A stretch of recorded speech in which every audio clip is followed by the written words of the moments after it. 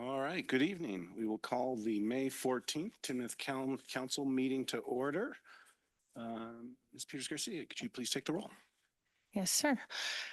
Mayor Robert Oxmacher, Present. Mayor Pro Tem Luke Wagner, Here. Councilmember Jeremy Holt, Councilmember Bill Jenkins. Here. All right, so it sounds like we have 3 of 4, which will constitute a quorum. First thing, are there any amendments to the agenda, staff or council members? Okay. Next, we'll move on to public comment. It's an opportunity for members of the public to address the council on items that otherwise do not have public comment on the agenda. Do we have anyone that would like to speak today? And nobody signed up, so we will move on to the consent agenda. We have a number of items on the consent agenda. Item 4A is approval of the April 23rd Town Council meeting minutes. 4B is the check register from April 19th. 4C is Resolution 37, Series 2024, a resolution reappointing the Town of Timnath Prost Committee members. 4D, Resolution 38, Series 2024, a resolution approving the intergovernmental agreement for funding of the wayfinding signage. 4E is Resolution 39, Series 2024, a resolution approving the renewal of the contract with A1 Chip Seal Company. 4F is the first reading and setting of a public hearing for May 28, 2024, related to Ordinance Number 11, Series 2024, and ordinance amending Chapter 16, Article 6 of the Timnath Land Use Code. It would be Amendment Number 14. And 4G, the first reading and setting of a public hearing for May 28th, 2024, related to Ordinance 12, Series 2024, and ordinance amending Chapter 16, Article 6 of the Timnath Land Use Code, Amendment 15. I'll note that items 4F and 4G, Council recently had a work session on, and that's available for review. Does any council member wish to remove an item from the consent agenda? No? Okay. With that, then, I would entertain a motion to approve the consent agenda. I move to approve the consent agenda as read by the mayor. I'll second that. Okay, it's been moved and seconded. Any comment or discussion? All those in favor of approving the consent agenda, please signify by saying aye. Aye. Aye. Opposed? Motion carries unanimously. On to item 5A, mayor and council reports. Councilmember Jenkins, anything to share? Last week, I attended the monthly NFR MPO, which is sort of a mouthful, along with Justin Stone. That's the Metropolitan Planning Organization. They approved their budget for 2024. Also, this week, they will be we will be interviewing 3 candidates for a new executive director for the MPO. So for those of you who don't know, the MPO is responsible for transportation, a variety of transportation, multimodal. They help fund trails, bicycle trails, walking trails, et cetera, in addition to some road improvements. They're also responsible for monitoring compliance with ozone standards, and we are in a federally non-compliant area, in part because of baseline ozone, which impacts how they spend their money. But there's opportunities there for the town of Timnath to potentially obtain federal funding for trails and perhaps some infrastructure, road infrastructure things. So more on that in the future. Great, thank you. Mayor Pro Tem? Yesterday, we had a meeting of the Finance Committee. And so the Finance Committee is reviewing the audit, asking questions. It was a really good meeting. Thank you, Lisa and Bonnie, for that meeting yesterday. I thought it went really well. I want to thank the Finance Committee members. it is taking time out of their day to come read a 191-page document. So I really appreciate them coming out. And Lisa, correct me if I'm wrong, but we're thinking that's going to come June 11th. Okay. Thank you. Right. And I have two updates. The first is this weekend is the Safety Fair over at Community Park. That goes from 11 to 2 p.m. Definitely encourage everyone to attend that. It is a great time, especially for the kids. We got representatives from pretty much every public safety and public health agency in the area. Is the helicopter coming this year? The helicopter will be there, which is a lot of fun. So definitely encourage folks to attend that. Also, I'm excited to announce that the session that I spoke about last time, the brainstorming session for the future of Old Town, has been scheduled for the evening of June 20th. It'll start at 6:30 p.m. It'll be at the church on Main Street in Old Town. There'll be some more kind of formal information coming out from the town, including how to get signed up for that. But definitely looking for a good turnout and broad perspectives on what we can do. I would note that we have this fantastic comprehensive plan, and one of the priorities mentioned is having an unparalleled Old Town, and so hopefully this can kind of kick off that conversation in terms of what the town can do and how we can partner with those in the community to realize that vision. With that, we will proceed on to business item 6A, which is Resolution 40, Series 2024, a resolution appointing an individual to fill a vacancy on town council. Ms. Steffel. Thank you. At the last council meeting, the council made a determination that a vacancy existed on the council due to Mr. Oxmacher's resignation so that he could take on the role of mayor. And it is now under the charter, a majority of the sitting members can vote to appoint someone to fill the vacancy. All right. Thank you.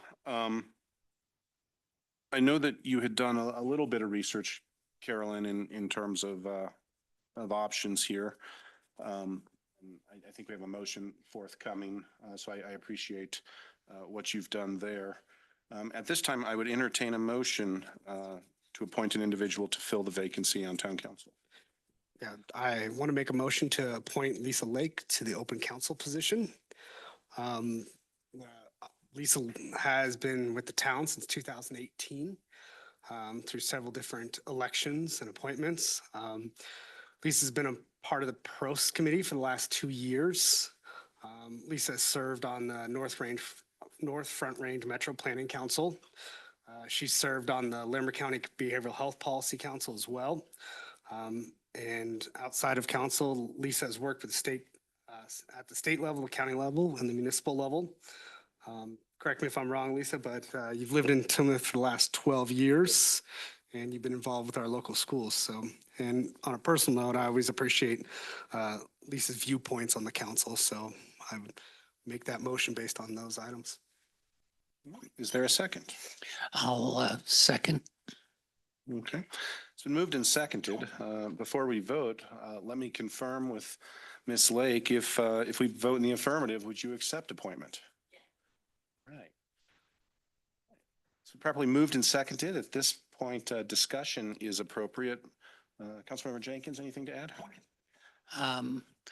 I think Lisa obtained a large number of votes from the citizens of Timnath. It was a close vote across all three candidates, and she certainly has experience and the support of the public in Timnath. So I'm in favor of her appointment, and I will be voting in the affirmative.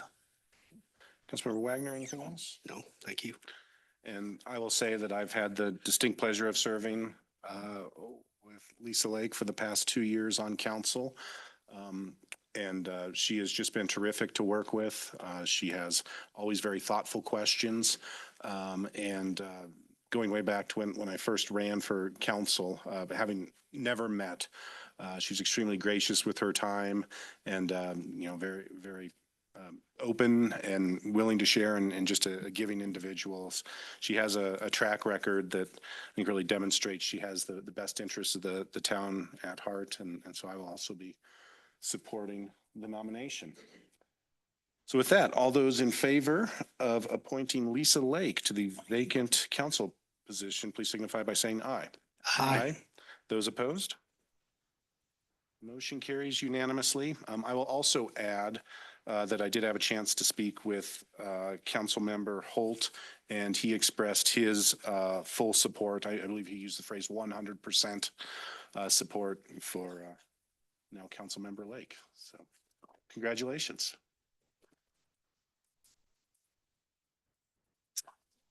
We'll move on now to business item 6B, the swearing in of a new council member. Ms. Peters Garcia.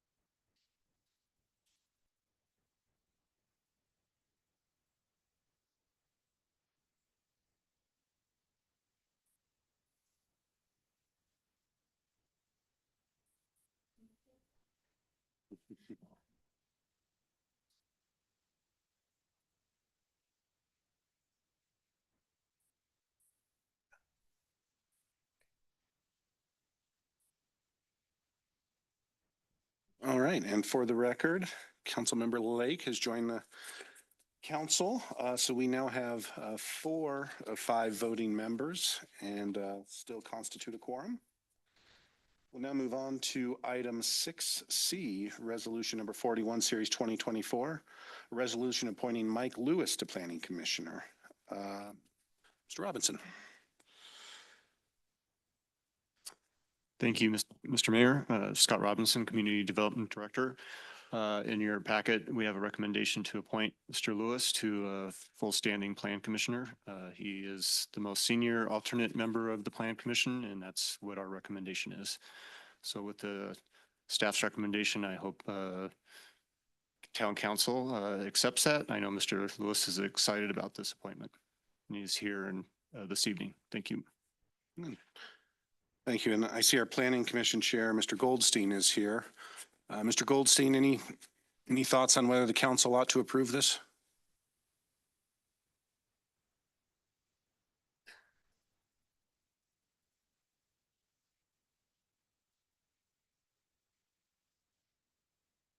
Thank you. I don't get to be on this side of the microphone very often. I appreciate it, Mayor. Mike Lewis was appointed as an alternate about a year and a half ago, I believe, and brings a unique skill set. And we certainly look forward to having him bring that to us as a regular commissioner. Appreciate your support. Hope you'll vote in favor of that. Thank you. Thank you, Chairperson Goldstein. Council members, any questions for Community Development Director Robinson or Mr. Goldstein? At that point, I would entertain a motion to appoint Mike Lewis to a full-time planning commissioner position. I move to approve resolution number 41, series 2024, a resolution appointing Mike Lewis to the Planning Commission. Is there a second? Second. Seconded by Councilmember Lake.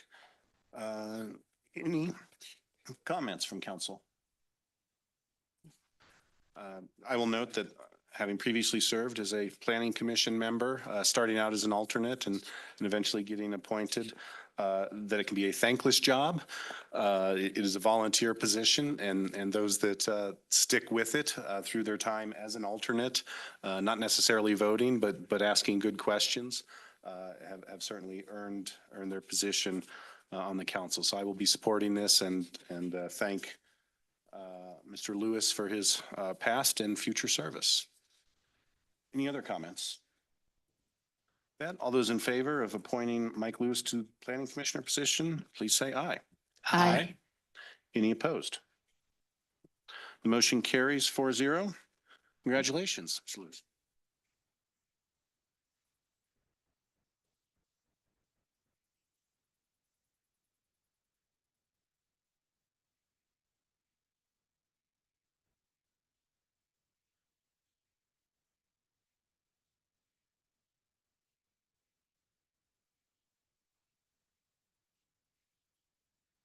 Okay, item 6D, Resolution 42, Series 2024, a resolution approving the construction of a roundabout at Busgrove Road and Timnath Parkway. Mr. Furman. Good evening, council members. See if I can make this through without too much coughing. This item is for an expansion to the current Timnath Parkway project. It is for adding a roundabout at the intersection of Busgrove and Timnath Parkway. This is an item that was considered in the 2024 CIP, budgeted as a continuation as we work the parkway to the north. The benefits of adding it to the current project is that we have a contractor already on site, and the work can be included in the work that they're currently doing, so that the roundabout can be completed prior to the parkway opening to the public. If we were to delay the construction of this, the parkway would open, has potential of opening, and then if we were to build it next year, would need to close to allow for the completion of this roundabout in that intersection. There's no way to build it without closing the road. It would be the first part of the continuation, as I was saying, and if I could get it up.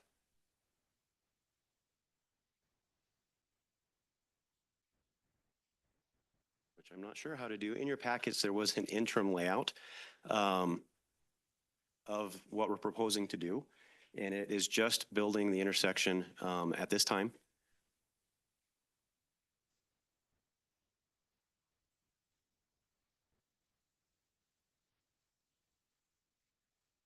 There we go. It's up. There we go.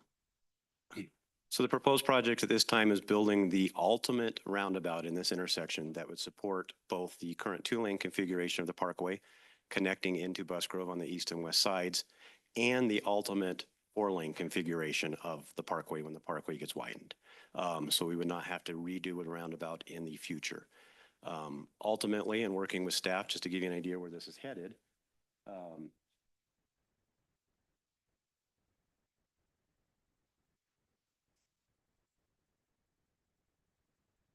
usually somebody else is driving, so I apologize.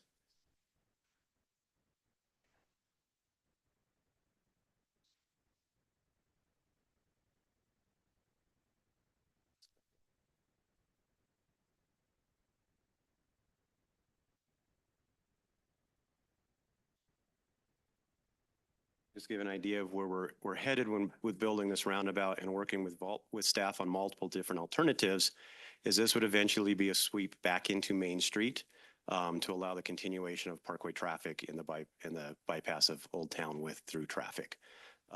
Looking at doing a roundabout in the future at the extension of Main Street with this future parkway. Kind of an overall view of where this would be headed. This would be a future CIP project. As mentioned, it's currently in the CIP budget to do it. And as an extension of the parkway, we are proposing to do this as a change order under Connell's current contract. I think that about covers it. Staff's recommendation is for approval for this work so that we can get it into this construction season. Are there any questions? Yeah, I have a couple. So from a safety perspective, this makes a lot of sense as opposed to having a stop sign there and left turn and all that goes with that. It's definitely an improvement. And you said it was in the CIP for 2024 budget? That is correct. Right. So my question is, and the total cost is roughly, The total authorization request is for 2 million. right, The construction piece of it is about 1.5. right? The other is for overhead power relocation, property acquisition, and other related Right. items for the construction. So I don't have a problem with it from a budget perspective. I don't have, it makes a lot of sense from a safety perspective. My only concern is, and question is, why wasn't this part of the original bid if it was earmarked for 2024? That if the CIP funds were approved for 2024, why wasn't it part of the northern part of the parkway when it went out for an RFP? So when the RFP went out last year for the phase 1 of the parkway, that was for the design from Harmony to Busgrove that had been completed by Landings. This roundabout had not been designed at that time. And actually in 23, when this project went out to RFP and bid, this was not considered as a 2024 project. During the budget process last year, if you remember, we swapped Colorado Boulevard, which was supposed to be this year, for continuing the parkway to the north and starting to chip away at additional pieces due to the opening of the Timnath Middle High School and focusing more traffic in projects on the Main Street corridor versus on the edge of town on Colorado Boulevard. So it wasn't originally in the CIP as a project this year. It was something we added in November, and we scrambled to get a design put together to see if we could add it to this project. Yeah, I guess. So my concern with something as large as this, I think it makes sense to approve it. My only caution would be in the future, especially for a project as big as this, it really should go through an RFP process. And I recognize having two competing contractors working in the same area would cause problems, delays, et cetera. So I understand the basis for asking for it now, but I would hope that staff would try to look into the future a little bit more on future projects so we don't end up with adding on a $2 million project without an RFP. But I'm in favor of this. So. Noted. Councilor. So I have a couple questions and just a couple notes. I guess I'll first start with my notes. I went back and looked at the Connell RFP at that time. I thought it was very important to do. And just as kind of waypoints in this discussion. So Connell scored a 97 out of 100 on that RFP. The next closest was an 82, and then third place was 71. So I do agree with some of the staff points about, what would we actually accomplish with an RFP? But I do agree that as we continue forward, I always support more bids than less. Connell came in at 6.8 million in that project. Next closest was 7.5 million in that project, and the highest one was as high as 8.8 million. So I really think that going back, I feel comfortable with that RFP at that time, knowing that these guys, based on the town staff review, did have that high of a score. So I feel comfortable on that. Some of my questions for you, Eric, is the roundabout, is the ultimate capacity 4 lanes in this roundabout? Like, is it going to be 2? And is it being built with 1 lane through the roundabout now, and it's ultimately going to be 2 lanes in the future? Correct. And if, go back to the interim, sorry. Under the interim, it is built as the full, if you notice on that north part of the arc, there's a lane that's striped out to keep it only a single lane because there's only a single lane going out to the west. Ultimately, that would be restriped. So there would be 2 lanes. The plan right now is that the northbound lanes would come in from the south, sweep around the roundabout to the north and exit to the west as 2 lanes. Okay. Eastbound would be coming in from the west as 2 lanes. There's a splitter island so that the right lane gets a free right onto the parkway, since that's the direction that the 4 lanes is going. And then a single lane goes into the roundabout to continue to the east. Okay. Similar to the roundabout on Crossroads and Rocky Mountain Way down by the airport, where you're northbound, you have that free right turn lane. Yep. Okay.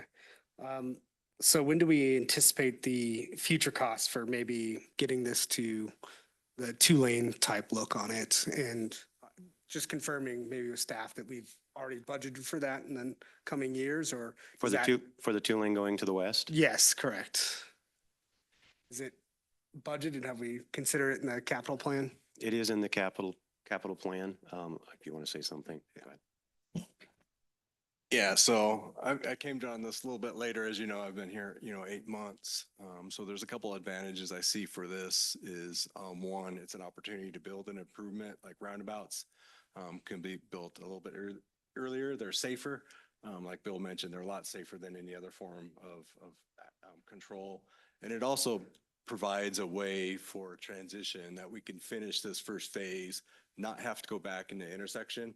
We go in there, complete this, and that gives us an opportunity to relook at the north, especially with the alignment. We could look at different alignments and get to that point.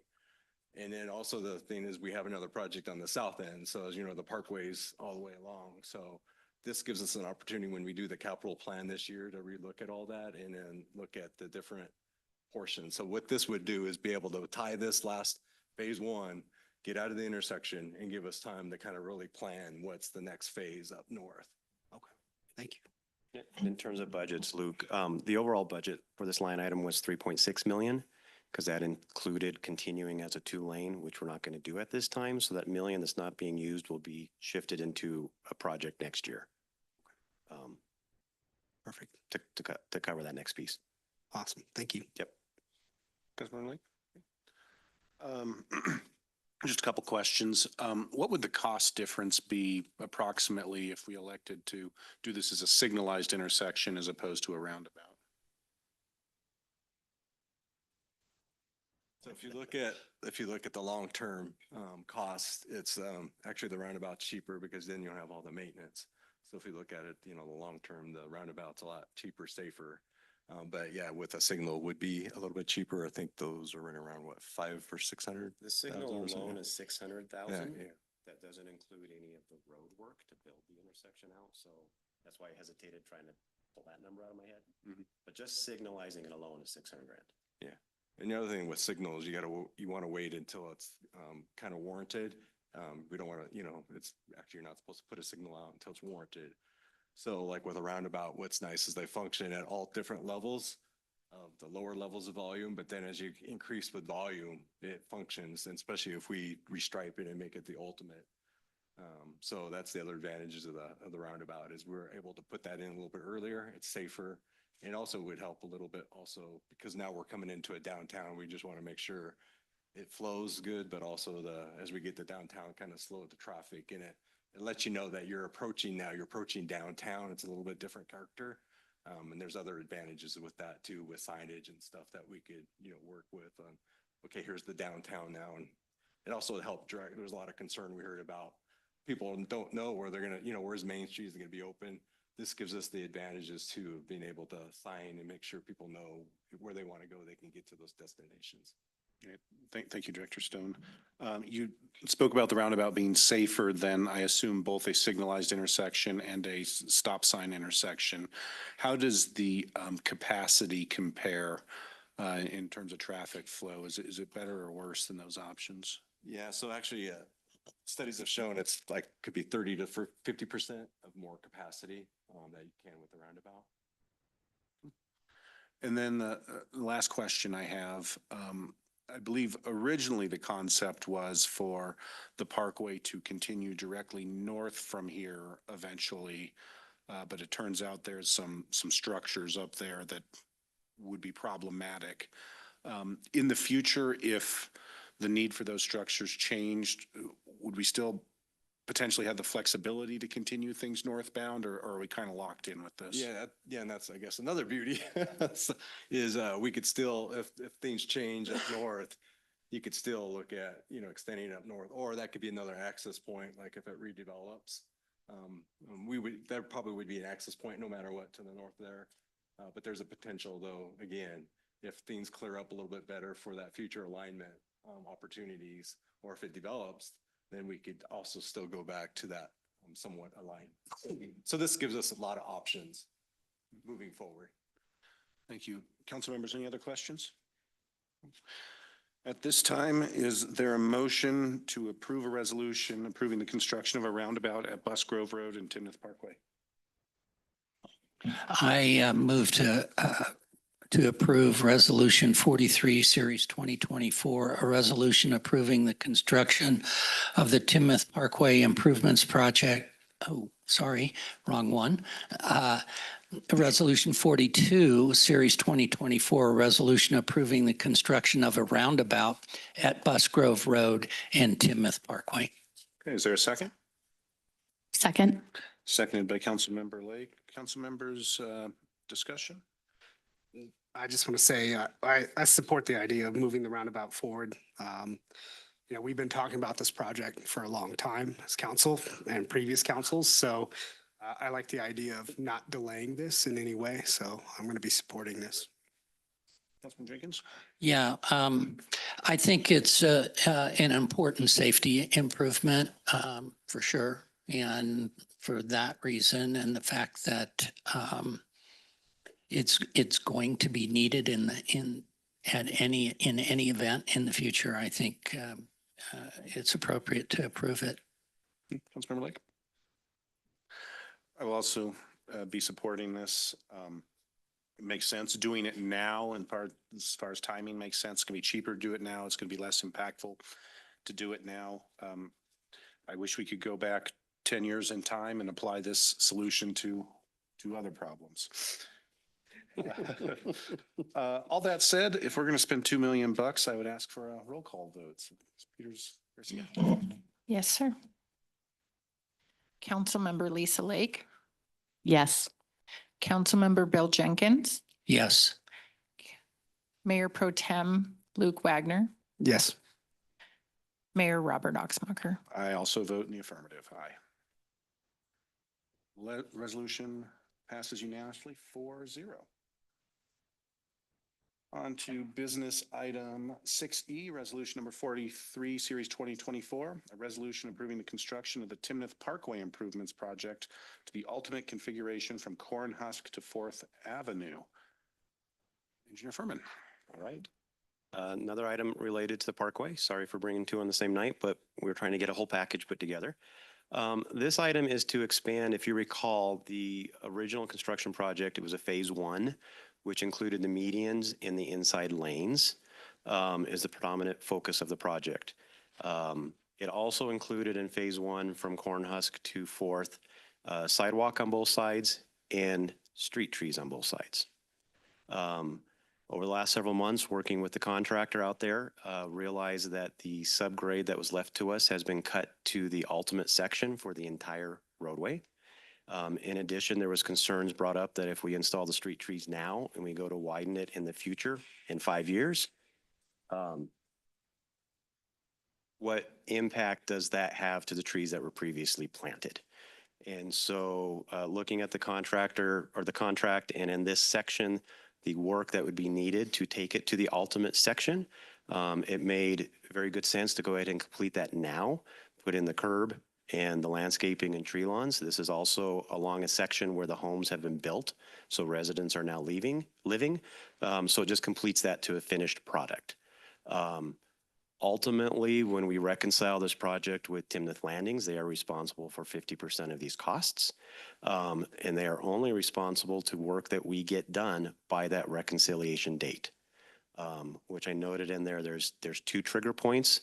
It's 10 years from and I have a correction to this. It was 10 years from the approval and recording of their first plat, which was in 2017 was the approval. That's the date we've been going on. just did some more digging and discovered it wasn't recorded until 2019. So we get 2 more years to get this built out to ultimate section. The other trigger is the platting, final platting of a certain number of lots. They have their final plat in for preliminary conceptual at this time. So we anticipate that final plat to be approved next year at the latest. So that trigger will have passed. So the later trigger is 2029 to have the parkway built out to 4 lanes in order to get the reconciliation component. Because of that, we felt this was a good section to go ahead and do ultimate now. Contractor is holding the same unit prices that the original bid were. So it's just a matter of adjusting the quantities up to cover this additional work. So for that reason, staff is asking for approval on this to build this to ultimate through this section. I don't suppose perchance we have a map just so that we could see Yes. what we're talking about. We do, sorry. I'm looking at it. I'm a visual guy. So this is from the plan set, put in your packets. Left side of the screen is Cornhusk. Seconds in the middle just goes over the railroad. The area that is in black is the extra additional asphalt to go from the phase 1 to ultimate. So it's a 12-foot wedge. That's off the edge of the current, and it includes the curb and gutter along those sections. And then the next page takes it from north of the railroad up to 4th Avenue, which is on the right side of that cross section or that match sheet.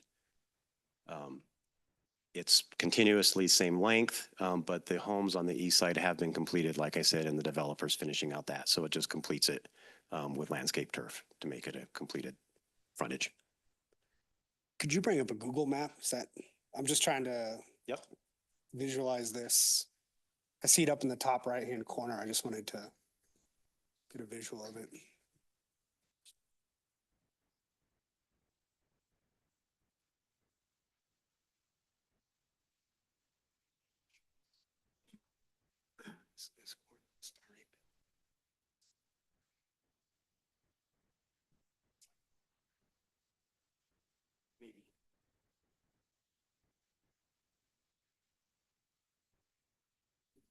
She beat me.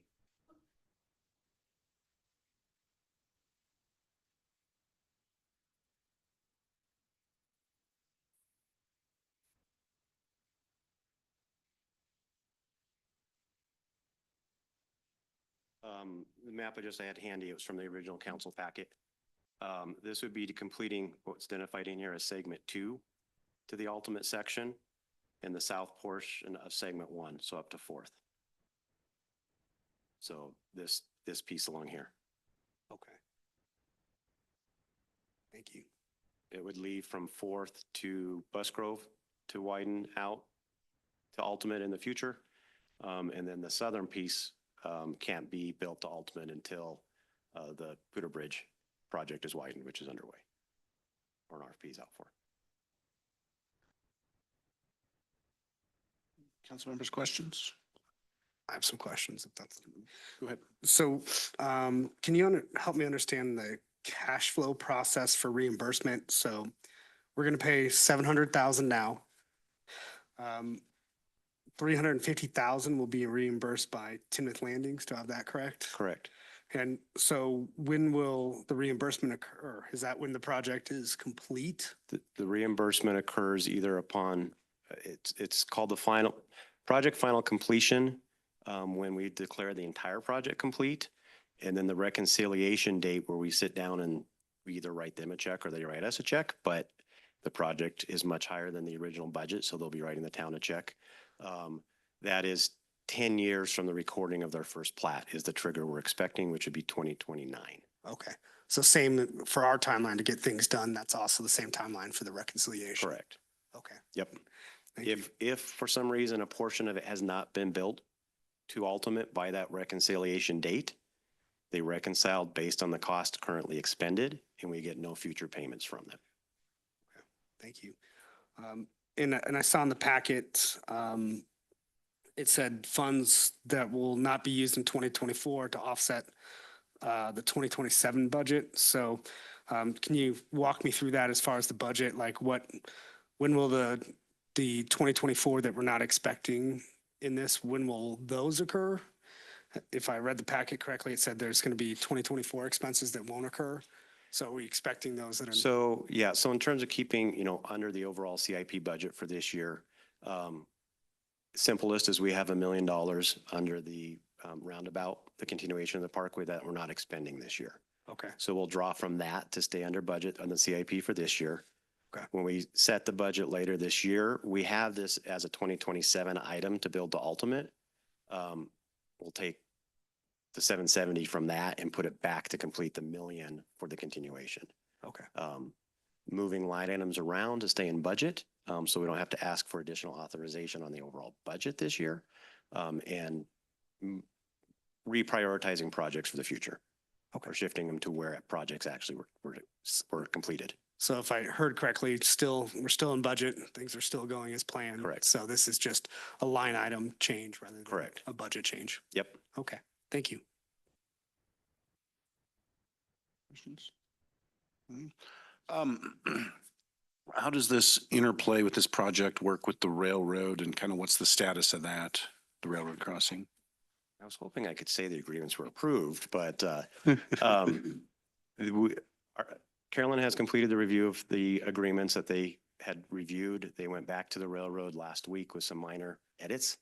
I'm very hopeful to have a signed agreement, hopefully by the end of the month, because of how quickly it's gone at this stage with them, and they have new staff. They want to get it over the finish line also. So as soon as that agreement's in place, they can acquire materials, overall schedule. We're hoping to be able to open everything by the end of the year. They're telling me from signing of that, they're hoping signals would be acquired by 120 days, which puts that into September, October. When we brought this to you last year, we were hoping for December 24 open. We're still on target with that, even with the addition of the roundabout, pending the railroad completing their work. I recall that at least previously was kind of, we want the railroad to do their part so that we can match the road up to it. Is that correct? Correct. So is that still the plan? We are still waiting for them to do their part before Correct. construction can Yeah, start? we're staying back about 150 feet from the tracks. Because when they build the crossing, they take the tracks out, they rebuild everything. Summerfields ended up being 3 inches higher than it was beforehand. So we had to taper back further to be able to meet that. So we needed a good target. With the schedule, that should still fall into play. If we can get the agreement finalized by the end of the month, middle of next month, that shouldn't be an issue. Other questions? Okay. At this time, is there a motion to approve a resolution approving the construction of the ultimate cross-section of Timnath Parkway from Cornhusk to Fourth? I move to approve a resolution approving the construction of the Timnath Parkway Improvements Project to the ultimate configuration from Cornhusk to Fourth Ave. Is there a second? Second. All right, seconded by Mayor Pro Tem Wagner. Discussion on the item. Okay. I suppose I will just add that it makes sense to move this project forward sooner rather than later. I'm excited to see that we may potentially get it done earlier than, and I say that with hesitations. But it's exciting that we're at least talking about this. I mean, it's work that needs to be approved. So I think it makes sense. But if we're going to spend $700,000, let's do a roll call vote. Councilmember Lisa Lake, Yes. Councilmember Bill Jenkins, Yes. Mayor Pro Tem Luke Wagner, Aye. Mayor Robert Oxmacher. Aye. All right. Carries unanimously 4-0. Next, 6F, Resolution Number 44, Series 2024, a resolution appointing town council representatives for local and regional boards, councils, and committees. Ms. Steffel. Thank you. Now that we have a fully seated council, we need to have the council appoint representatives to certain local boards and committees and commissions that each have a council representative. And this would be a resolution that would accomplish those appointments. The resolution that's attached has blanks in it for each of the committees, so you'll need to select who you'd like to have serve on each committee. The first one is the North Front Range Metropolitan Planning Organization Planning Council, which has one seat and one alternate. The second is the Larimer County Behavioral Health Policy Council that has one seat and one alternate. Then there is the PROS Committee, the Town of Timnath Parks, Recreation, and Open Space Committee, again, one seat and one alternate. And the Town of Timnath Finance Committee has two seats for two council members to serve as representatives. Thank you.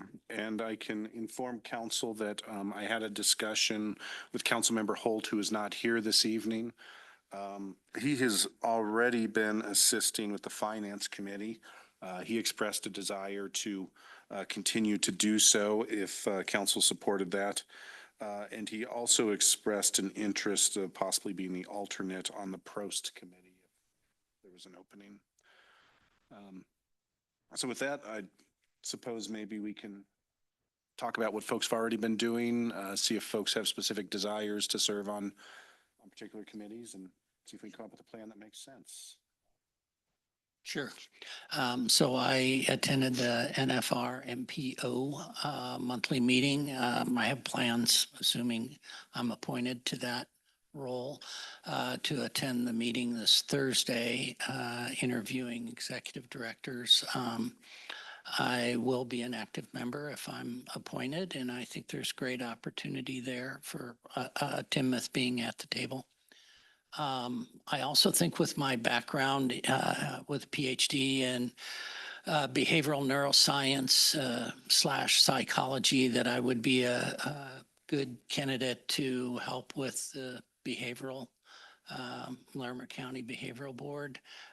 Happy to be either the representative or the alternate. It's up to other people's prerogatives, but I would be willing to serve in either role. Thank you. Councilman Lake? So in my time on council so far, I have, I guess, on 3 of these I've been part of. The North Front Range MPO is definitely probably the one I have that covers topics I have the least knowledge on.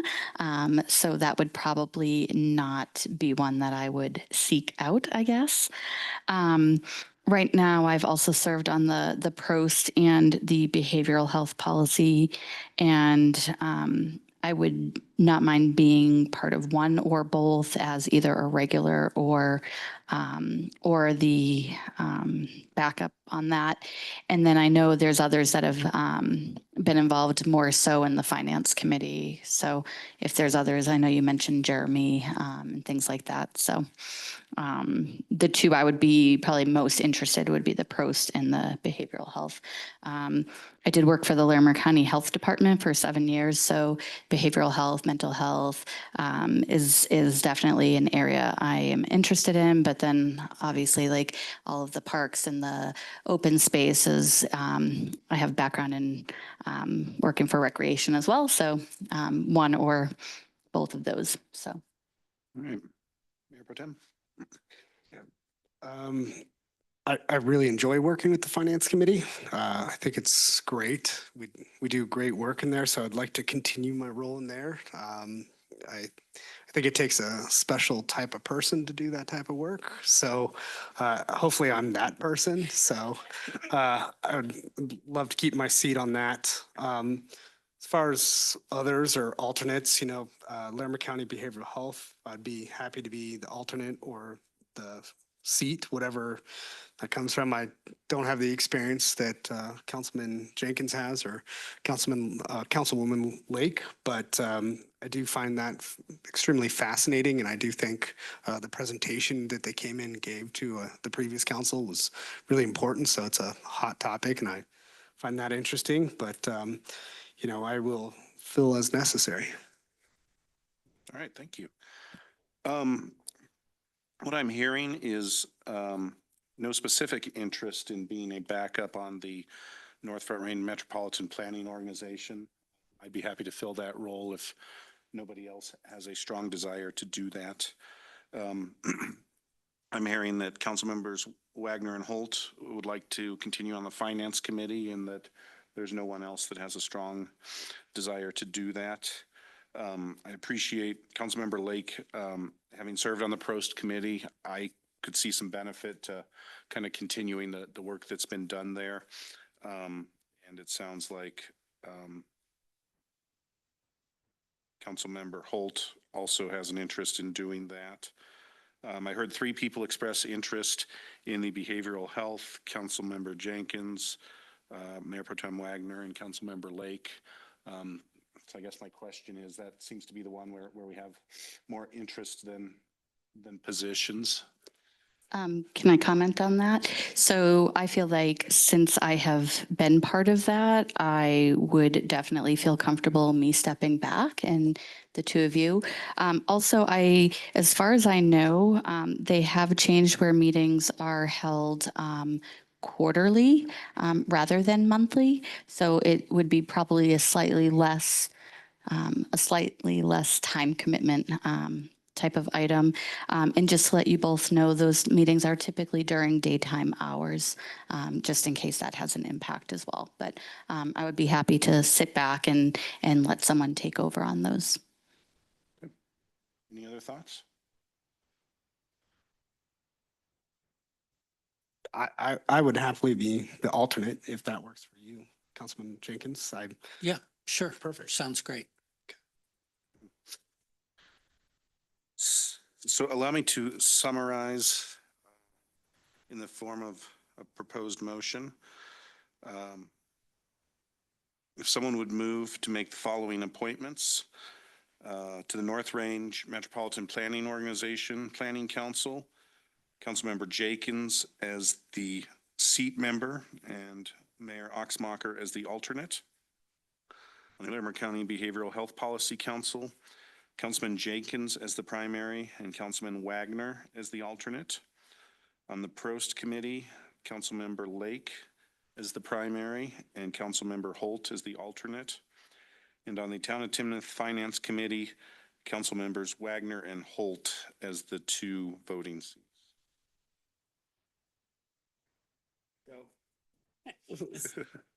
So I move to appoint Councilmember Jenkins as the primary and Mayor Axmacher on the North Front Range Metropolitan Planning Organization Planning Council. I would also move to appoint on the Larimer County Behavioral Health Policy Council as the primary Councilman Jenkins and Mayor Pro Tem myself, Luke Wagner. On the Prost Committee, the Town of Timnath Parks Recreation Open Space, I would move to appoint Lisa Lake and Councilmember Holt as the secondary. And then on the Timnath Finance Committee, I would move to appoint myself, Mayor Pro Tem, and Councilmember Jeremy Holt. Is there a second? I'll second that. Any additional discussion? Just to clarify, that would also be a motion to pass resolution number 44, series 2024 with those appointments. All right. Okay. Any other Do we discussion? need to state that or? Yeah, Okay. would you like to add that to your motion? Yeah, I would also like to, sorry, give me a second here. In addition to the appointment, I would also move to approve resolution number 44, series 2024, a resolution appointing town council representatives for local and regional boards, councils, and committees. And I'll second that addition. Council members, any additional discussion? All those in favor of passing Resolution 44, Series 2024, a resolution appointing town council for local and regional boards, councils, commissions, and committees with assignments as described by Mayor Pro Tem Wagner, signify by saying aye. Aye. Those opposed? That carries. It appears that we have exhausted our regular meeting agenda. So if there's no objection, we will adjourn that meeting. You guys okay to continue, or do you want to take a short break? Can we just take a quick 5-minute break? Very good. We'll stand adjourned for 5 minutes. We will reconvene at 7 o'clock.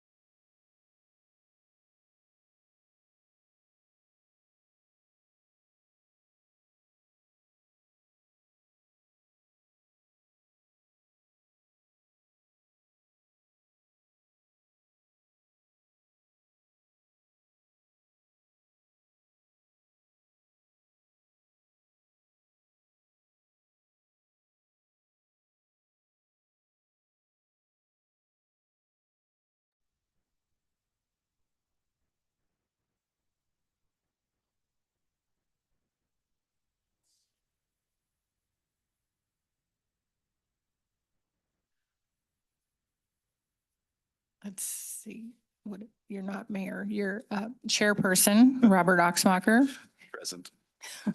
co-chair Luke Wagner, Here. Commissioner Bill Jenkins, Here. Commissioner Lisa Lake. Here. Commissioner Jeremy Holt. All right. So we have 4 board members present, which will constitute a quorum. We have one matter to consider here today, which relates to the variance request for the White Wing subdivision. Who's here on behalf of the applicant, Timnath Land Holdings LLC? Thank you and welcome. And I believe we have Mr. Kemper on behalf of the town. Yes, that is correct. Very good. Mr. Kemper, are we beginning with you? Yes. Thank you, Chairperson. So as you mentioned, this is a variance request for the proposed White Wing subdivision, which is located at 5536 East County Road, or Bus Grove here in Timnath. The applicant and owner is Timnath Land Holdings, represented by Greg Bamford, has requested a variance from the land use code requirement that streets continue in adjoining subdivisions or provide connections to adjoining property that is not yet developed. That is outlined in section 662, which is circulation and street layouts of the land use code. The application has been submitted to relieve the development from adhering to this requirement within the development proposal of a 40-lot gated community, which some of you may recall, just recently received sketch plan approval. The developer is proposing to construct a 20-foot wide emergency access connection in lieu of the continuing streets in adjoining subdivisions, or providing connections to adjoining property that is not yet developed. For context, the property joins the Timnath Reservoir property to the north and to the east. The property also abuts 2 county parcels to the west. And with this development, only one connection will be required to access the west, since the reservoir properties are dedicated as continuing open space. So the requirement is only for the western portion of this development.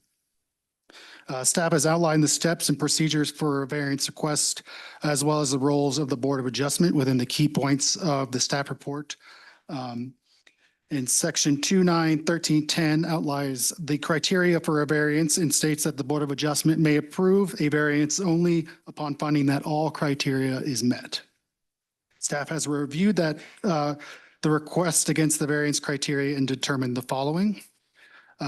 Items A and B within 291310 are related in that they both identify exceptional or extraordinary physical circumstances such as irregularity, narrowness, shallowness, or slope, and that they create an undue hardship on the property. Financial impact is not considered undue hardship within the variance. So within this, staff does believe that there are existing conditions on the property as it sits now, as far as slope and grading. However, it is the proposed development to regrade the site for this 40-lot development. Therefore, staff needs to review this as what is being proposed for the future with this connection rather than the existing conditions. And therefore, we assume that the development of the property would preclude any exceptional or extraordinary physical circumstances when they regrade and redevelop this site. So staff does not believe that there is that exceptional or extraordinary physical circumstance on the property. In addition, item C says that the hardship is not self-imposed. The applicant has provided a proposal of a gated community, and that was self-imposed, even though it does not fit the vision to have that connection, it is still an imposed development that was brought forth by the applicant. And then items within D through F, staff conversely believes that they are being met, that this would not adversely affect or the use of the adjacent property would not change the character of the zoning district in which it lies and does not adversely affect the health and safety welfare of the citizens of Timnath. Therefore, staff recommends denial of this variance based on the interpretation that the application is not consistent with the review criteria, specifically items A, B, and C. And I would also like to mention that we did receive letters from the adjacent property owners that were included in your packet for the record.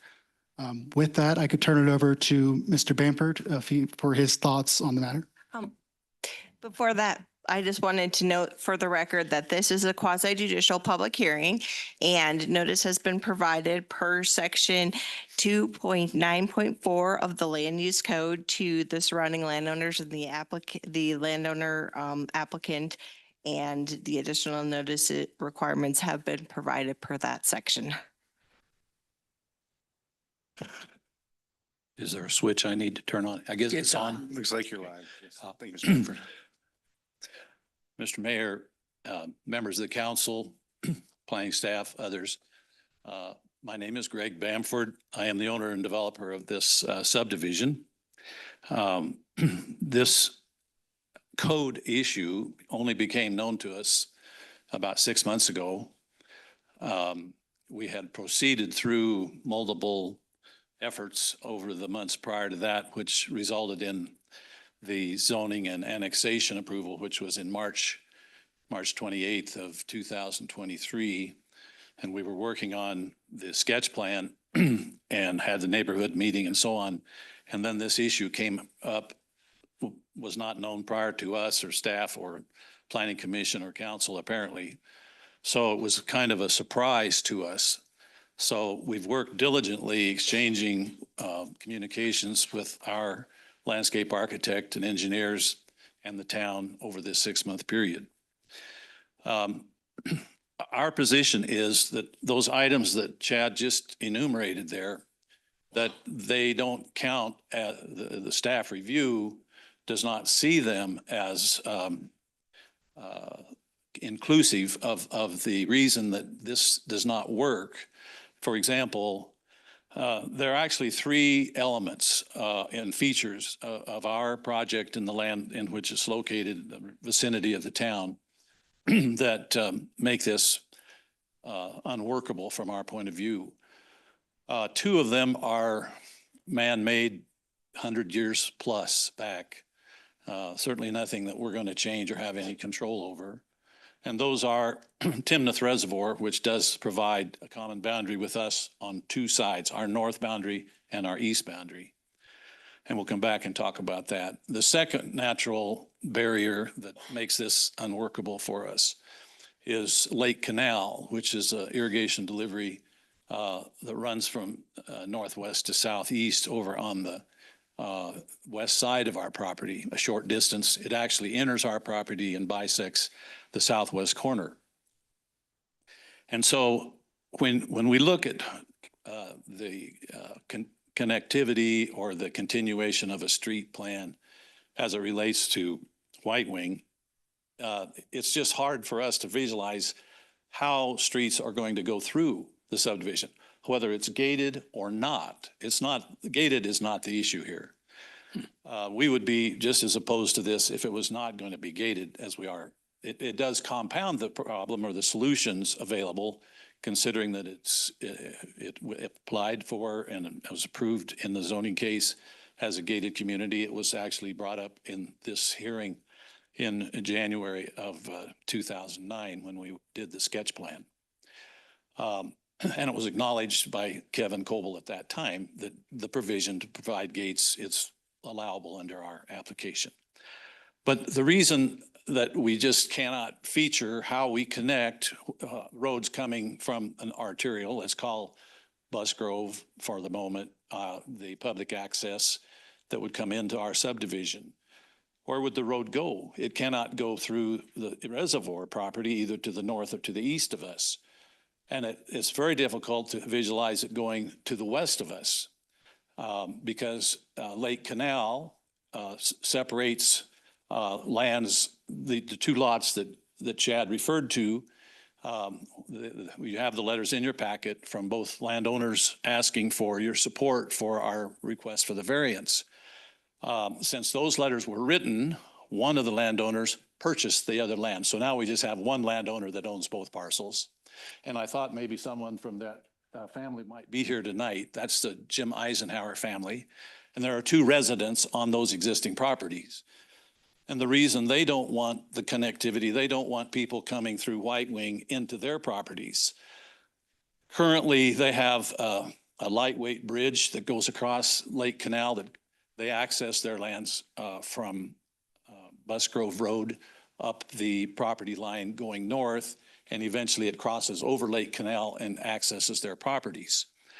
They've had an informal agreement with the people that we now own and have owned for over a year, the land that's going to be subject to this subdivision. The prior owners had reached a farmer agreement, I'm going to call it, to allow emergency equipment, if it was ever necessary, to access those homes, to come through the pasture and go in from the east side into those properties, because the bridge that they currently have over Lake Canal would not support emergency equipment. So that's fine. And very early on in our planning of this subdivision, we volunteered to address this issue of public safety on those properties. So we are formalizing in our proposed plat provides for emergency access through White Wing to be able to access emergency equipment into those two now Eisenhower properties. But looking into the future, and the staff has been very careful to continue to present us in our back and forth exchange with their responsibility to protect the future owners. They don't give much credence to the fact these two landowners have asked, please do not allow traffic to come through here. They're saying, but the new guys that may own that property, we've had it happen before. They come in and they want this access. Well, is it very likely here? It is virtually not, because the total acreage now on the east side of that canal is about 10 acres, plus or minus. And to build a bridge that somebody's going to have to build at some point, if this connectivity issue comes to full fruition, there's going to be an awful lot of money required to build that for a small number of units. The third aspect, we've talked about two things, Lake Canal and Timnath Reservoir. The third element in all of this that I think is very important, and that's one that's been adopted by the citizens of this community, and that is the comprehensive plan, which allows for only low-density development in that whole region. That's what White Wing is, 1 to the acre. And other lands that would be west of the canal, I was very interested in the roundabout that was talked about earlier on Busgrove and Timnath Road.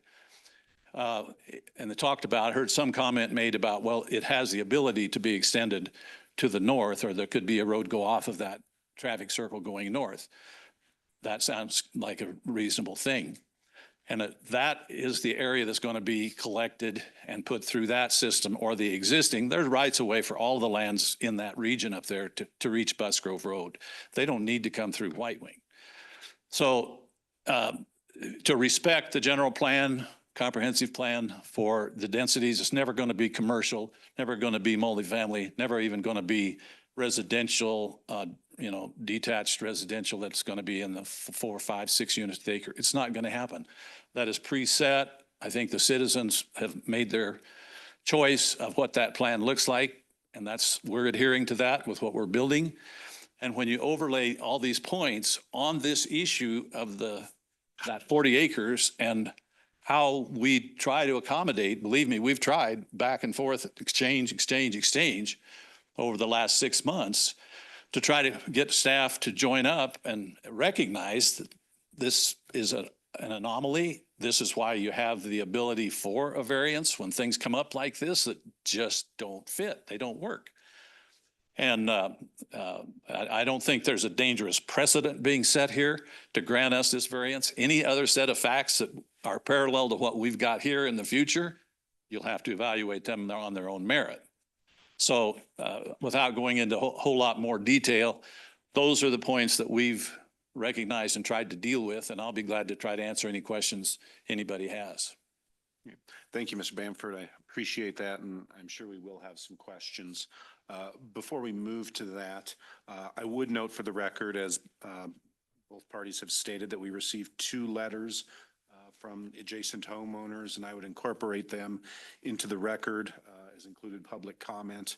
And then at this point, I would open the matter if there's any additional public comment. I don't believe anyone has signed up, but at this time, I will ask if anyone here would like to provide public comment on this matter. Seeing no one, we will continue past the public comment portion of this, and we can move to questions. I will remind the board that this is a quasi judicial matter. And so at this point, we should be asking questions, but remaining open to hearing feedback. The point of deliberation and expressing our findings and opinions will come later. So with that, I will ask, do board members have questions for either town staff or Mr. Bamford? Yeah, I have Jenkins. several questions. With regard to the fire district emergency access requirements, I understand there's an offer to build this 20-foot emergency access as an alternative, but is that emergency access required? It is not a requirement from the emergency access or PFA for those properties at this time.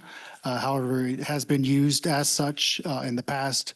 So this would be a continuation of that secondary access, as there is a ditch crossing that is being, that would have to be utilized for emergency response. But there has not been a comment from PFA that this is a requirement to those properties. So if there's a gate there and the house is on fire, how do they get through the gate So there is a. if they don't have an emergency access?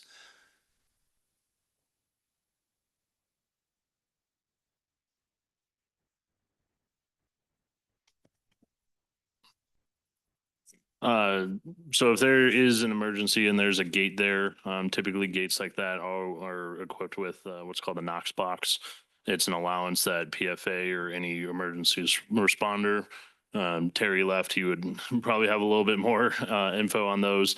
So any first responder that would get to a gate like that, there's multiple options that could occur, but typically what's utilized is what's known as a Knox box that allows emergency responders to get access to open the gate to then be able to, get to those homes to fight a fire. Got it. So unless there was something blocking that gate, they would, and there was an emergency, they would be able to get in. Yeah, and even if there is something that's blocking a gate, typically, what I've been told by Brewer Fire Authority in the past is if there is something, they will most likely try and push it out of the way, either with their fire truck or something else, just to be able to get through that, just to be able to do that. Right. And I would presume that any gate that's put in there has some manual operation if the power's out, et cetera. So in order to meet fire codes.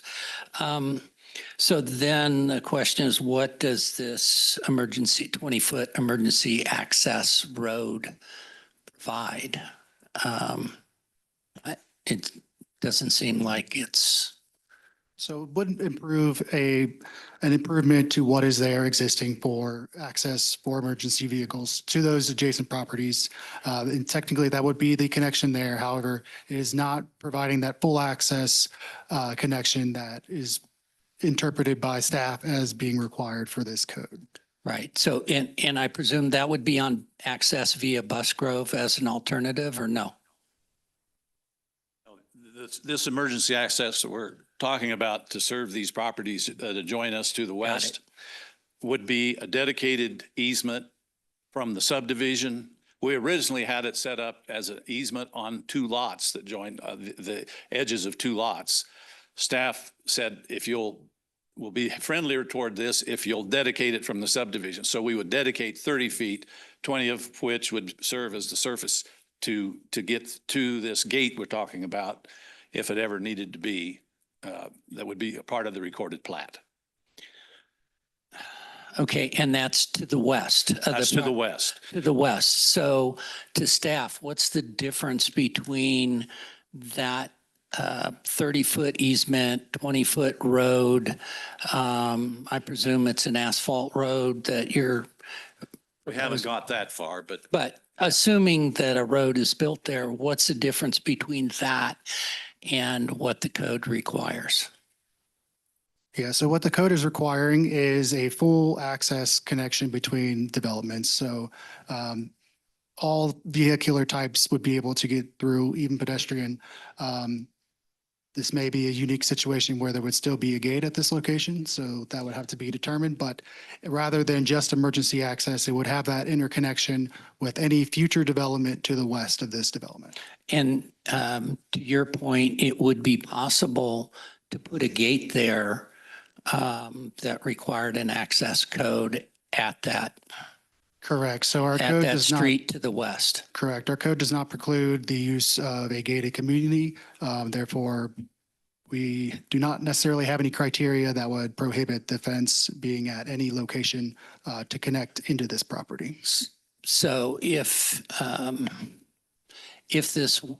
this were denied and the access was put in per the code, would the applicant be able to stipulate that they would, and get it approved, that they would be able to put in a gate there? So, I mean, obviously they're selling gated lots, and if there's an uncertainty that the community at some point in the future might not be gated any longer, that kind of, affects a potential purchase of a gated community lot that may or may not be gated in the future. Correct. So again, the code does not preclude that. So if this were still approved, it could be a gated entrance or access point to that. However, we do need to think of long distance here as well. If this were to turn over and no longer be a gated community, still having that access point to those adjacent developments Sure. that could happen would be the intent from this code requirement. Yeah, got it. All right. You've answered my questions. Thank you. So I just want to kind of follow up on some of that. So when you talk about the connectivity that you want them to have, can you give an example of what that looks like? Is it kind of like how the roundabouts on Schoolhouse have almost the turn in and then it stops? Is that what you're expecting, where the road would just end at the property line of the new, of the one owner who owns that other property? Is that kind of what it is? Yes, that is correct. There's examples in multiple subdivisions here in Timnath. Fairview has that for a future connection to the south. Harmony also has one that would go into the Timnath Lakes development and a few others throughout. So it would just be a stub at the property line that then the adjacent development would then connect into, and that would be their responsibility if anything were to occur in that development. Okay. And then one other question here for it's Bamford, is that correct? So what is the reason why you don't want to do that? Is it, I'll just leave it at that. What is your reason for not wanting to do that? Well, there are several. First of all, the terrain and the distance of the house that's existing there, where that road would come in, would be very close to that house. It would be unusable as a future road. It's okay for an emergency access. But we have two homes, existing homes in this area on these properties to the west of us. And to try to fit a road at some future point, I mean, we would leave that up to whatever happens. That's not something that we ever think will happen. The owner says we don't want a road in there. So unless some extraneous idea comes in from some future development that's going to want to put a road through there, we don't see that happening. But the impact that it would have on us to have that as an uncertainty going into the future, that this might someday become traveled through our community because somebody might develop over there, I think that is something that we would not like to have. We just don't see the future connecting in there because it's a small parcel. There are two existing homes there now. And whenever somebody connects in there, they're going to have to figure out a way to cross the canal. I mean, it's not efficient from a traffic standpoint that people are going to develop that land and come all the way through White Wing when they have their own access to Bus Grove Road anyway. It seems like it's a burden that you wouldn't normally invite. So I guess Thank you. Thank you for answering that. Thank you for providing that. I'll leave that unless I come up with something else after. Carolyn, I maybe have a procedure question on this one. So to grant the variance, all points A through F have to be met? Is that how we're looking at this tonight? Yes, that is correct. The land use code says that all of these criteria must be met, and it requires in addition that written findings be made as to these items. So the Board of Adjustments will have to make findings as to each of the criteria that they are met. Okay. And again, is there conditions in this? What latitude do we have as the Board of Adjustments tonight? You can conditionally approve. You can approve, deny, or approve with conditions. Correct. Ms. Bamford, do you have something? Mr. Mayor, members of the council, I think there's a difference of opinion on item A, that staff thinks that that cannot be treated as a restriction. The fact that we adjoin the reservoir and have this problem with Lake Canal, I believe causes us to be able to meet the criteria under the listed points. So it's that difference of opinion that has driven this discussion for 6 months. Thank you. Did you have more?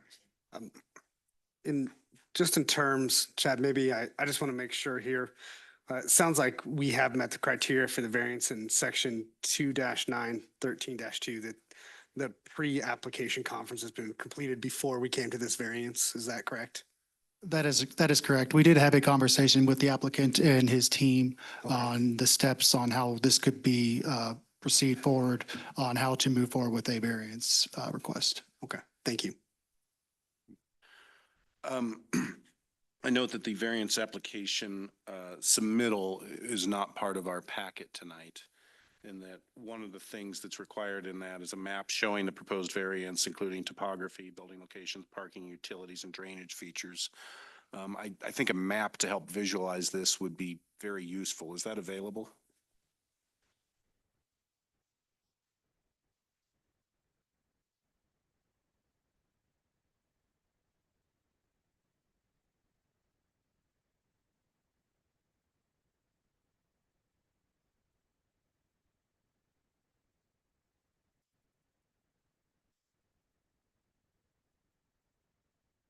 So as you'll see here, highlighted is the White Wing property.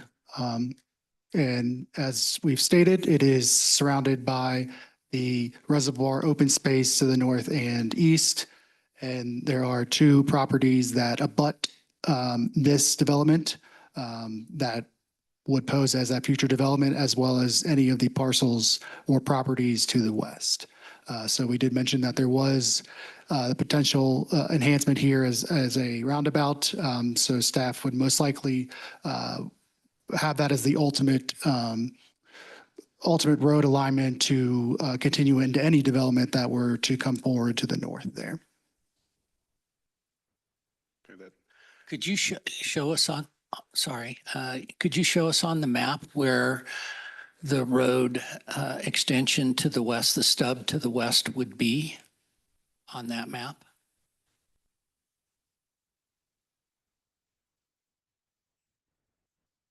Bear with me here for just a second. So this is just a conceptual location that would still need to be determined at the platting stage. However, any access to any western property would meet that requirement. And where's the canal? So the canal does run along the southwest portion of this property in between this boundary line here. And there have been other examples of developments that have created these crossings for these ditches. So it is not something that staff necessarily feels could not be met with any future development. And that would be on the adjacent property owners should they develop. Right, they would have to build the bridge over the Correct. canal. So Chad, in that map, I'm looking at these two thin slices, like this little thin slice, and there's a slice up above. That's those are separate properties directly to the property to the west of that? Like where it says neighboring parcels, are those separate parcels there as So well? this one, as Mr. Bamford just mentioned, this parcel was purchased by this property owner. So these are all currently under one ownership. There is a separate owner that was also within the letter that was provided to the north here. But Chad, let me clarify. Mr. Eisenhower now owns that property too. Correct, yes. So this So that's property, under one ownership. This Those two property. properties that join us on the west side are under.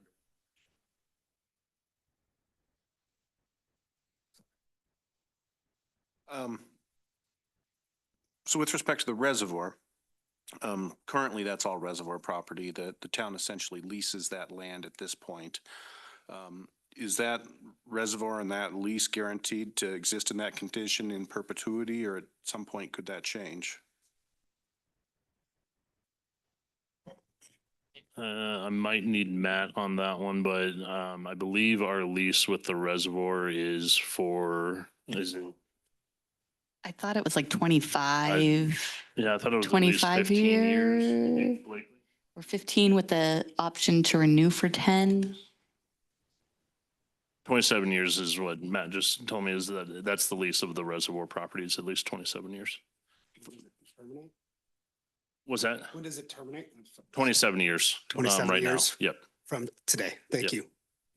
So possibly in 27 years, we could choose, the town could choose not to renew that lease, or the landowner could choose not to allow us to renew it. And someone could elect to try to develop the adjacent land there. Is that? That would be if the New Cash company wants to sell and develop that property.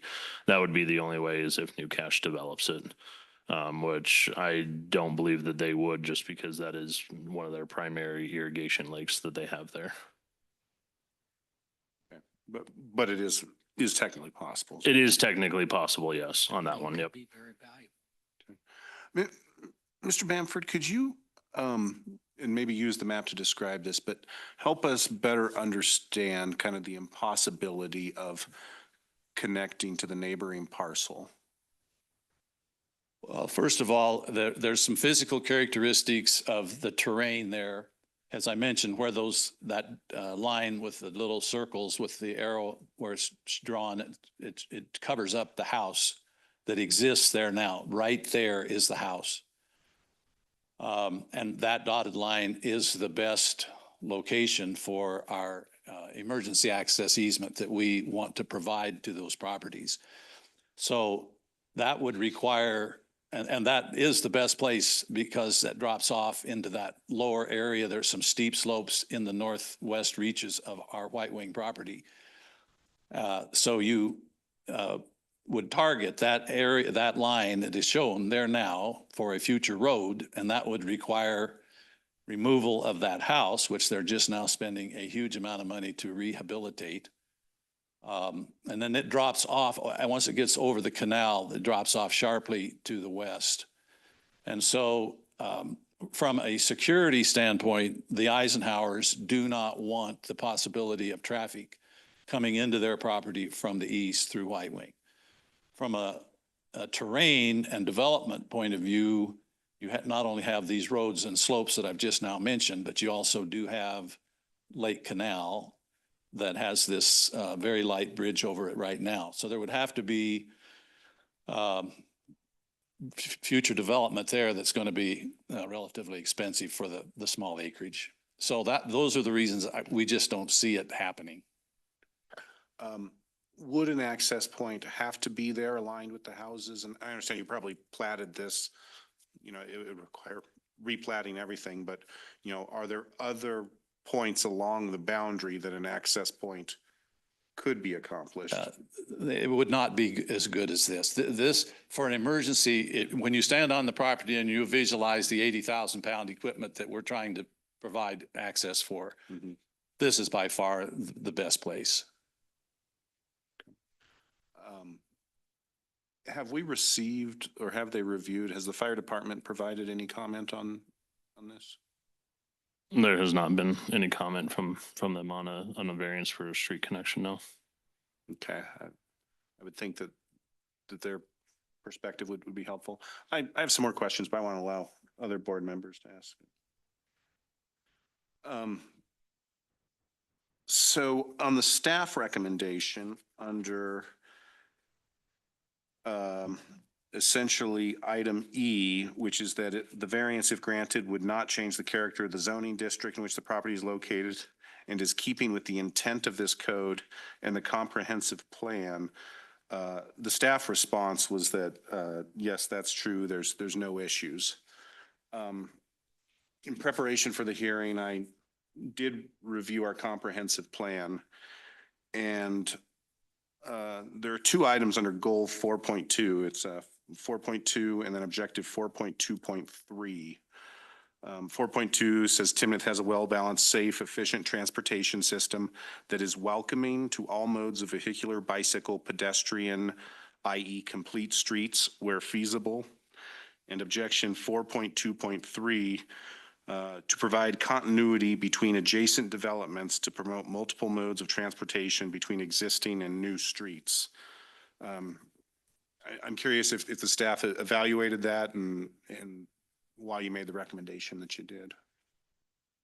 Yeah, so staff would agree with that sentiment. I think that that was more of a two-parter that we were more focused on the character of the district, feeling as if it were to be granted as this variance, it would still maintain that zoning district of those large lot development. However, you are correct that all the items that are mentioned in that comprehensive plan are part of the reason why this requirement is being upheld. So why staff is wanting to see this forward are those same items that were mentioned in the comprehensive plan. So I apologize that was not caught in that comment. And Mr. Bamford, I suppose I'd ask if you have a response to how this, in fact, wouldn't conflict with the goals in the comprehensive plan there. I don't see them conflicting. I see this as an unusual piece of ground with these perimeter uses that we've been talking about tonight. And we voluntarily started this conversation before we even knew anything about the code 3 years ago, offering this emergency connection so that equipment could access our neighbors to the west. As far as the road connectivity, whether that is somehow required of us and we have to figure out how to do that, I think it will negatively affect. And I don't believe that what we're doing here, it negatively affects anything. I think that our subdivision of 40 lots, private streets that are our responsibility to maintain, et cetera, and a rural flavor of a large lot development, rural estate development that we're putting in there.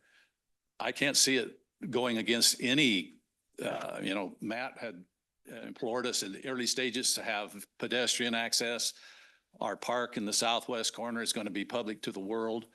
There'll be bicycle pedestrians that go through this park into the reservoir recreational areas. So we've, I think, held to the spirit and letter of the existing general or comprehensive plan expectation for this land. And I think it'll be a great addition.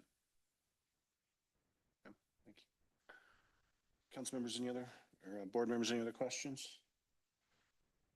Mr. Bamford, any final remarks before we deliberate? No, I just ask for your support because I think what I just said a minute ago, this is a continuation. This is the next step. We've been waiting to try to get our preliminary plat submitted based on the results of our request for this variance so that we can continue in the platting process. I don't know of any other issues. I hope new ones like this don't come up from the blind side like this one has caused a 6 months delay, but we'll deal with them the best we can. And I do ask for your support because I think it is an unusual situation. And I think you can find, if you really examine the list that's required to grant the variance, I think you can find that this is unusual and deserves it. Thank you, sir. Mr. Kemper or other staff, any other remarks for us to consider? I'll just touch on a couple of things. So as Chad had mentioned, a ditch crossing isn't unusual for a request like this. The Harmony Club development, they actually have a stubbed street connection of I believe it's Grand Park. They actually stopped that right at the T-Rock Timnath Reservoir Outlet Canal, which is a little bit bigger of a ditch than this. That will ultimately tie over into the Timnath Lake subdivision. So there is other examples of ditches that would have to be crossed with a stubbed street connection for connectivity to other adjacent lots. Chad had also mentioned this is quite common with the newer developments. The trail side development just to the east of us, the Draley subdivision, Kitchell Lake. A lot of the new subdivisions that we have these requirements, and we have multiple stubs to properties that are undeveloped at this point, with property owners that don't want to be developed at this point. But we look at the future possibilities to where if we don't provide an access now, we've kind of lost that opportunity to get that access in the future.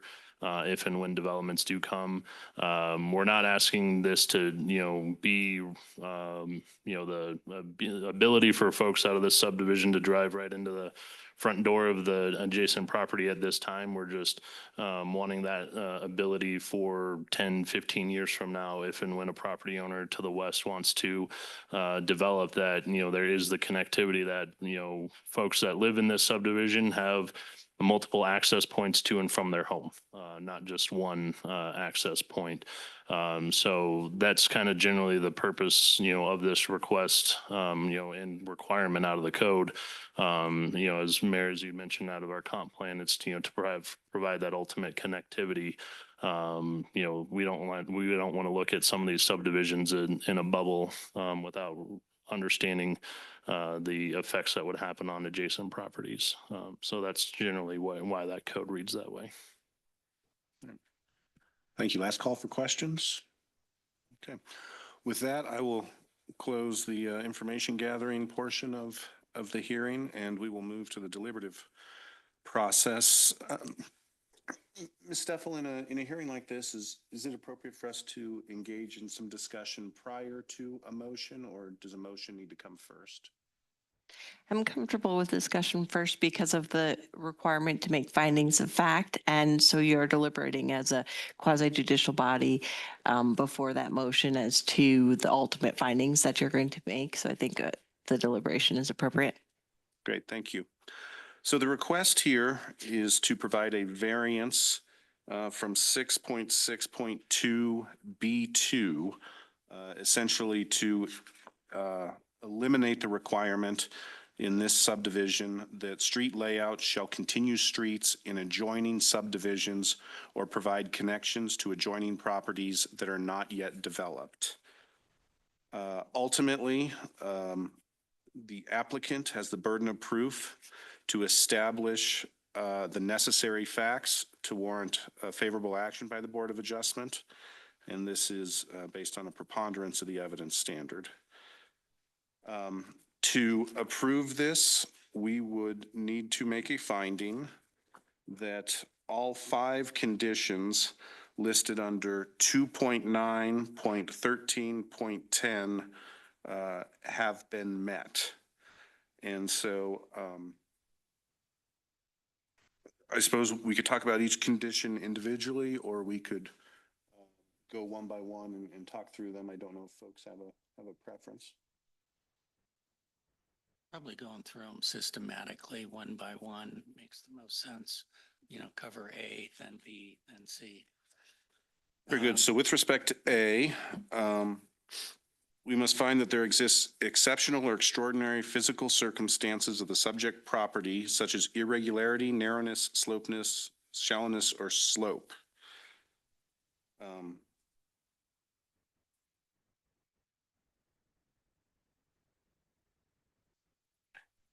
And staff's response there was essentially that although existing conditions may provide challenges, essentially dirt can be moved and many of those challenges could be removed. Any other comments? And the plan is to remove those challenges, right? In regrading the property. So the final grade in that area would be conducive to stubbing it out. If it's conducive to a 20-foot wide asphalt emergency access road, it's certainly conducive to a stub road there at the property line. So I don't see the conditions on the applicant's property as in their final form being exceptional or extraordinary. And as you pointed out, the issue raised by the applicant of the canal being a consideration, that's not on his property, it's on the adjacent property, and it would be the responsibility of the adjacent property owner, if a road was put in, to pay for it to go over the canal to make that connection. So, yeah. Other comments on A? I agree with what Bill has just said related to that one. Yeah, I'm in agreement with Bill as well. Exceptional or extraordinary doesn't seem to fit this situation to me. I will note, I also have a concern that while right now it seems unlikely that the reservoir property would be developed, there may come a time in the future that the owners there find that financially beneficial. And, we just don't know what the future holds. Certainly from the town perspective, we'd like to maintain the reservoir, but we can only control so much of that. Moving on to B. Because these physical circumstances, the strict application of this code would create an exceptional or undue hardship upon the property owner. Financial impact is not an undue hardship. Staff eventually said that nothing submitted to them raised this issue of undue hardship. And I'm thinking back to Mr. Bamford's comments. I'm not sure if he addressed this. Does anyone recall? I don't recall, and I feel like this kind of ties to the first condition as well. Yeah, I'm in agreement with that as well. Again, exceptional is not something that I think is out of this case, so. See, the hardship is not self-imposed. The staff raised the point that a gated community was a choice. Mr. Bamford articulated that whether or not this was a gated community, he believed that these challenges would still exist and that the variance would be warranted. Any thoughts?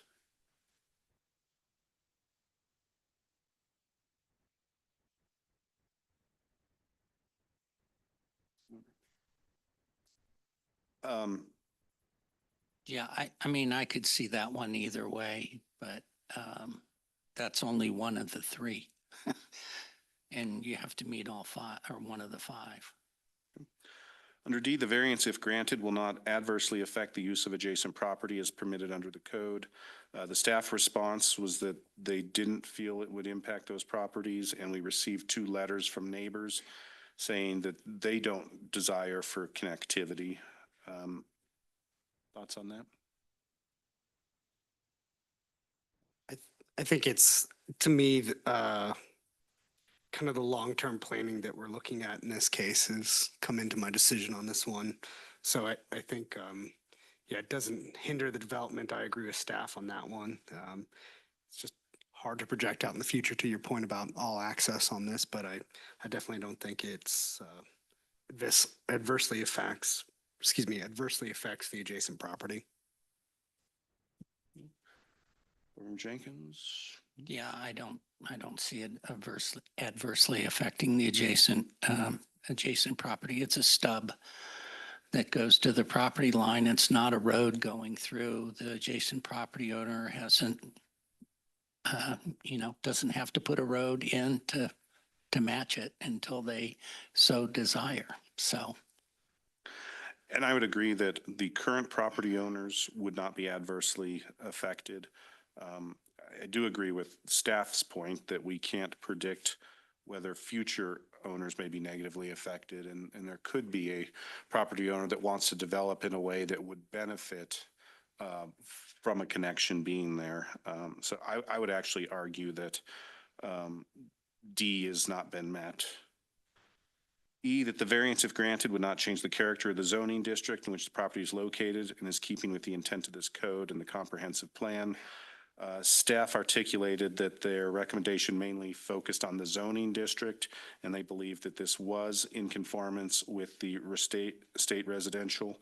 Mr. Bamford discussed how he believed that this was in overall conformance with the comprehensive plan and what was outlined there, especially in terms of multiple, types of housing and development. I did ask the question as to how this relates to the comprehensive plan goals 4.2 and 4.2.3. Staff, when asked about that, indicated they actually believe that there could be a problem here. Your thoughts? Is it, I'm wondering, is it fair at this point if I had a question of staff to ask or no? So unfortunately, having closed the information gathering portion of the hearing, we're not able to do that. Okay. We do need to make specific findings. Is there an opinion as to whether or not this variance, if granted, would run afoul of goal 4.2 or 4.2.3? Well, I definitely think it would not have that connectivity to future development that is written into the comprehensive plan. I agree. Based on those goals of the comprehensive plan, I don't think this is appropriate. Yeah, except that based on the land use code, we have to go by A, B, C, D, and E. And if they were to meet all of those, then we would approve it. And if they don't meet all of them, then we don't approve it. And the code doesn't specifically, A, B, C, and D, and E doesn't specifically mention the comprehensive plan. So I would just be cautious about using the items stated in the comprehensive plan as a basis for approval or denial. I think you have to stick to what's in the code. And I can clarify that. So the land use code does include a section F under section 2.9.13.10 and F. The final finding is that the variance, if granted, does not adversely affect the health, safety, and welfare of the citizens of Timnath and is in accordance with the comprehensive plan. There you go.